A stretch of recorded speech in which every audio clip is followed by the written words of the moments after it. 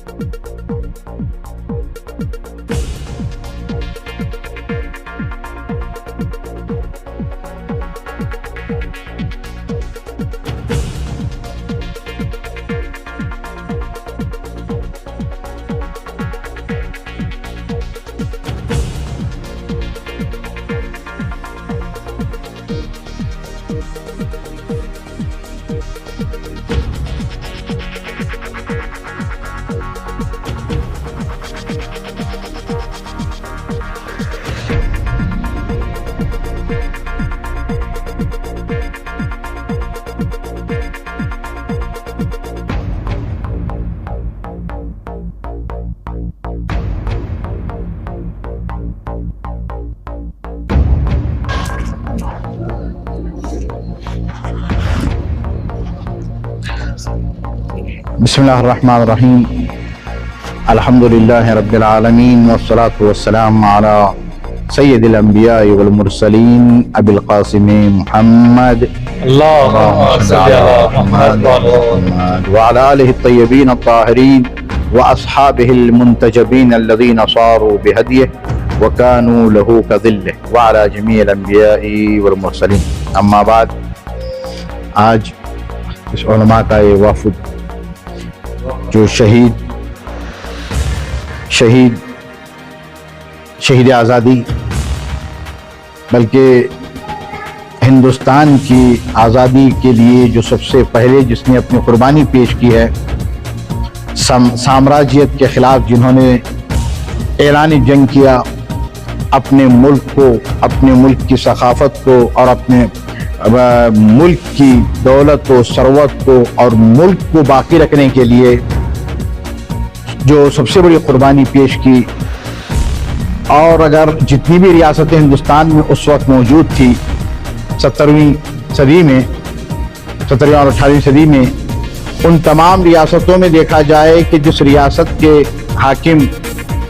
یا نواب جو میدان جنگ میں انگریزوں کے خلاف،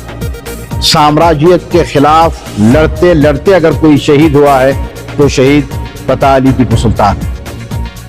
اور ان کے والد حیدر علی، اور پھر یہ ان دونوں نے مل کے ایک بہترین طریقے سے اس سلطنت کی بنیاد رکھی جس کا نام سلطنت خدا داد رکھا گیا، جس میں جتنے بھی طبقے کے لوگ، جتنے بھی دھرم کے، جتنے بھی جو ہے ریلیجن کے لوگ تھے، مذاہب کے ماننے والے ہندوستان میں، اور بالخصوص ہمارے یہاں اس طرف ساؤتھ میں سبوں کو تمام برابر کے حقوق دیتے رہے. اور یہاں تک بھی ہے کہ تاریخ میں اٹھا کے اگر دیکھا جائے تو کہیں کسی دوسرے مذہب کے عبادت گاہ پہ چڑھائی نہیں کی ہے، بلکہ عبادت گاہوں کو مرمت کی ہے اور باقاعدہ مندریں بنائی ہیں. کہیں مسجد بنی، کہیں امام باڑہ بنا، تو کہیں مندر بنا، تو کہیں چرچ بنایا ہے. کیوں کہ جب بات انسانیت کی ہوتی ہے، جب حکومت ہے، تو حکومت میں عدل و انصاف کا ہونا بہت ضروری ہے. اور یہ اگر ہم تاریخ میں دیکھیں، صحیح معنوں میں جس نے میزائل بنانے کا جو تصور دیا ہے، سب سے پہلے جو تصور وہ شہید ٹیپو سلطان کا ہے، اور جس کو باقاعدہ طور پہ کیرلا میں ایک جگہ بھی نام بھی رکھا ہے وہاں پہ، جس کا نام ٹیپو سلطان بیٹری جو کہا جاتا ہے، بکری یا بٹری جو کہا جاتا ہے، اس علاقے کا نام اس لیے ہے کہ وہاں پہ بیٹری رکھی گئی تھی. اس زمانے کی بات ہے جس وقت کوئی ابھی بھی سوچ بھی نہیں رہا تھا، اور جس کے دماغ میں بہت کم ہی لوگوں کے آ رہے تھے. تو جس جگہ پہ توپ تھے وہاں پہ جو ہے کہ میزائل کا تصور پیش کرنا شہید ٹیپو سلطان علمی میدان میں، اور اس کے ساتھ ساتھ ثقافتی کلچری میدان میں، اور حکومت کے جو طریقے رہے حکومت کرنے کا جو ڈھنگ رہا باپ اور بیٹے، بالخصوص ٹیپو سلطان کا، یعنی پورا عرصہ دیکھیں تو 1750 سے لے کے 1799 تک یا 99 تک، اس عرصے میں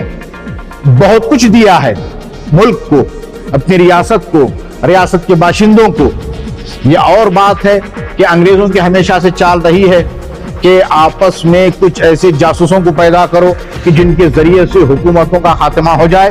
تو یہ اور بات ہوئی، لیکن یہ اور ان کا شہید ٹیپو سلطان کا جو بہت مشہور و معروف قول بھی ہے، جس میں انہوں نے کہا کہ شیر کی ایک دن کی زندگی گیدڑ کی 100 سال کی زندگی سے بہتر ہے. یہ اگر اس پہ دیکھا جائے، غور کیا جائے، تو واقعاً بہت پتہ چلتا ہے کہ شیر کی زندگی جینے والا یہ شہید پتاری ٹیپو سلطان، جنہوں نے اپنی ریاست کے لیے، اپنے ملک کے لیے اور اپنے ملک کے باشندوں کے لیے بہت کچھ کیا ہے. اب ہم یہاں سے پیغام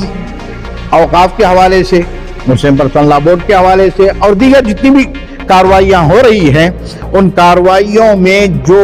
وقف کی پراپرٹی اور جائیداد وقف کی ہے، اور وقف کا جو مفہوم ہے اور جو فکر ہے وہ اسلامی فکر ہے، وقف للہ والی، اس کے علاوہ دوسری جگہ پہ نہیں ہے. گفٹ کا معاملہ ہے دوسری مذاہب میں، دوسرے دھرموں میں، لیکن وقف کا جو ہے مفہوم ہے وہ صرف اسلام میں پایا جاتا ہے. تو جو بھی ہے وہ اس کو وقف پراپرٹی کو وقف پہ باقی رکھا جائے، اور اس کے اوپر بری نظر نہ کی جائے، تاکہ مسلمانوں کے آباء و اجداد نے جو پراپرٹی اپنے زمانے میں وقف کی ہوئی ہے، تاکہ قوم و ملت کا فائدہ ہو. اگر یہ سمجھتے ہوئے کہ اگر کہیں وقف پراپرٹی میں کہیں کچھ غلطی ہوئی ہے، یا متولیوں سے کہ کسی کی جگہ پہ جو ہے کیا کچھ گھپلا ہوا، تو اس کا مطلب یہ نہیں ہے کہ وقف پورا ہی ختم کر دیا جائے. ہاں، اس کو صحیح راستے پہ لانا ذمہ داری ہے، اور وہاں پہ صحیح لوگوں کو بٹھا کر اس وقت کی جو ہے فائدہ، کیا نام ہے، پراپرٹی سے فائدہ اٹھا کر پورے لوگوں کو، پورے انسانوں کو فائدہ پہنچایا جائے. اور جن کے لیے وقف کیا گیا ہے اس مسلم طبقے کے لیے، تاکہ یہ غریب عوام پڑھائی میں یہ جو کیا اکنامیکل طور پہ آگے بڑھ سکیں. اب ہم یہاں سے پیغام دینا چاہتے ہیں کہ ظالم کے خلاف آواز بلند کرنا کربلا والوں کا کام ہمیشہ سے رہا ہے، تھا، ہے اور رہے گا. ظالم اور ظلم کے خلاف سن 61 ہجری میں کربلا میں جو آواز بلند کی تھی امام حسین علیہ السلام نے، اسی آواز کو بار بار خود حیدر علی ٹیپو سلطان شہید کے والد نے بھی، جب ان کی وفات کا وقت آیا تو پوچھا کہ آج کون سی تاریخ ہے، کیا ہے، تو بتایا عاشور ہے. تو کہا یہ وہ دن ہے کہ جس میں امام حسین شہید ہوئے سن 61 ہجری میں. تو یہ جو سلسلہ ہے آج بھی دنیا میں جہاں جہاں بھی ظلم ہو، اور یہ خود ان کا جو اعلان جنگ ظلم کے خلاف تھا ٹیپو سلطان کا، کہ جو انگریز آ کر ایک کمپنی کی شکل میں مدراس سے شروع کرتے ہوئے پورے ہندوستان پہ قبضہ کرنے کا ان کا ارادہ، ظلم کرتے ہوئے لوگوں پہ، اسی ظلم کے خلاف آواز اٹھی تھی. تو کربلا سے جن کا بھی تعلق ہوتا ہے وہ ظلم اور ظالم کے خلاف اٹھتے ہیں. تو آج جو فلسطین میں ہو رہا ہے، واقعاً اتنا بڑا ظلم دنیا میں کبھی نہیں ہوا ہے، جس میں یونیسیف کا جو UNO کا جو ادارہ ہے انٹرنیشنل، اس نے یہ بتایا کہ 7 اکتوبر 2023 سے لے کر اب تک تقریباً 605 دن گزر چکے ہیں اس جنگ کو جو چل رہی ہے. ظالم اسرائیل اور اس کے ساتھ امریکہ مل کر کس طریقے سے جو ہے کیا ان نہتے بیچارے فلسطینیوں پہ ظلم کر رہا ہے. یونیسیف کی رپورٹ پرسوں کی، ہر 20 منٹ پر ایک فلسطینی بچہ مارا جا رہا ہے. جی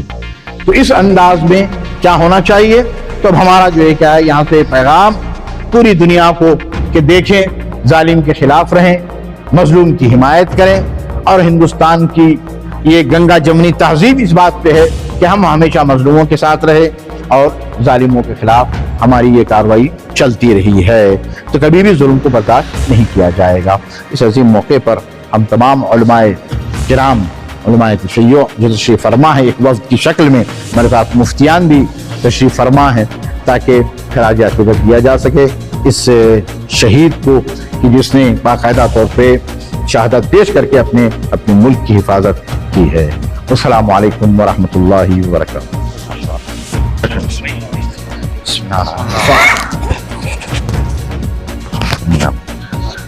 إلى روح سيدنا العرب والعجم سلام الأنبياء والمرسلين والصحابة وإلى أصحابهم الطاهرين وأتباعهم المتقين إلى جميع أصحابه وأتباعه صلى الله عليه وآله وسلم إلى الشهداء والتابعين. نهدي سورة الفاتحة.